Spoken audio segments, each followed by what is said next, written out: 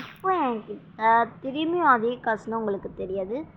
இப்போ நான் வந்து 5000 எல்லாத்தையும் கேலி பண்ணிட்டேன். கரெக்டாக 5000 கேலி பண்ணிட்டேன். கரெக்டாக 5000 இருக்குது. ஏன்னா அடுத்த நாள் வரேன். சரி, இப்போ யாருன்னா ஃபஸ்ட்டு கெஃபின்னு சொன்னால் அடுத்ததாக நம்ம சக்குரா சரி இவங்க அது வந்து வாங்கிக்கலாம். இவங்ககிட்ட எனக்கு தேவையானது லவ் போஷன். ஏன்னா இவங்ககிட்டே லவ் போஷன் வாங்கிட்டு இவங்ககிட்டே லவ் கொடுக்க போகிறோம். அதனால தான். ஏன்னா நம்மக்கிட்ட லவ் போஷன் இல்லை. நாம் வேலை தேட தேவையில்ல. 10,000 கொடுத்து இவங்கிட்ட தான் வாங்கணும். அப்போ 10,000 சம்பாதிக்கிறான்னா இவன் எவ்வளோ காசு வச்சுருப்பான்னு நீங்கள் யோசிச்சு பாருங்க. யோசிச்சிட்டிங்களா?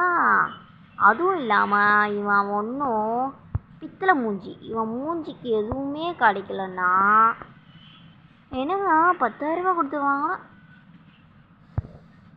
ஓகே என்ன காசு கம்மியாக இருக்குது உங்ககிட்ட, இப்போதைக்கு என்னால் வாங்க முடியாது, மாட்டுன்னு கேட்கலாம்.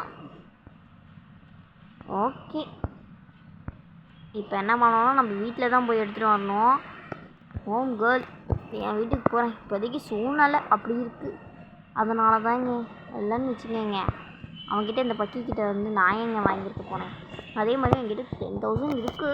எங்கள் வீட்டில் ஒரு 50,000 ஆகிடும். இருந்தாலும் இந்த லவ் போர்ஷன் தான், இதுதான் லவ் போர்ஷன். ஸ்கூரா கார்பரேஷனுக்கு போயிட்டு எங்கள் ஆளையை காணோம். அடே எங்கடா திட்டிகிட்டு வர, உனக்கு கம்மி விற்றுனீங்கன்னு சொல்லலடா. நான் இந்த பையன் அப்படிதாங்க. லவ் போர்ஷன் கொடுக்குறேங்க, தேங்க்யூ சொல்கிறான். என்ன பதில் சொல்லுவான் தெரியலையா? அளவுன்னு சொல்லிட்டாங்க. பார்க்குறீங்களா எவ்வளோ காசு வரப்போகுதுன்னு பார்க்குறீங்களா? பார்த்தீங்களா 14,000. ஆனால் அந்த லேடி தான் அதிகமாக கொடுக்குது, அவன் கம்மியாக கொடுக்குறான். காசு வந்துக்கிட்டுமே இருக்குமானா அப்படியே குறைஞ்சிரும் என்கிட்ட. ஆனால் அந்த பொண்ணுக்கிட்ட குறையவே குறையாதுங்க.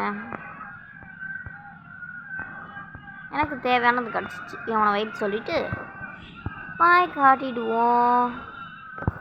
மறக்காமல் என்னோடய வீடியோவை சப்ஸ்கிரைப் பண்ணி வச்சுக்கோங்க.